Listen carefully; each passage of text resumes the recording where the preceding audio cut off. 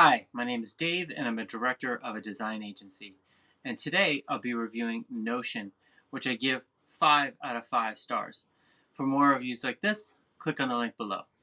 So before Notion, I was primarily using Dropbox paper, uh, but I found that it was lacking some features that I needed, especially when I'm trying to build out a more robust dashboard. And that's when I discovered Notion.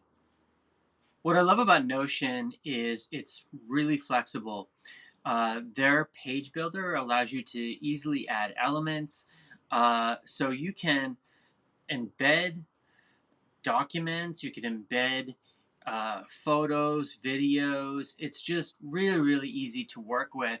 And it allows you to not just build out, say, a single page, but full on dashboards that can be used to really get a high level glance at a lot of information.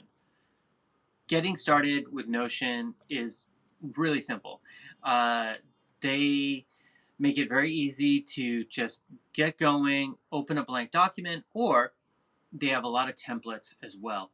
So if you're not totally sure how to build out a page, you can take one of their templates, start with that, and then mold it in a way that makes sense for you. For anyone considering Notion, I recommend you just check out their free plan. That's a great place to start.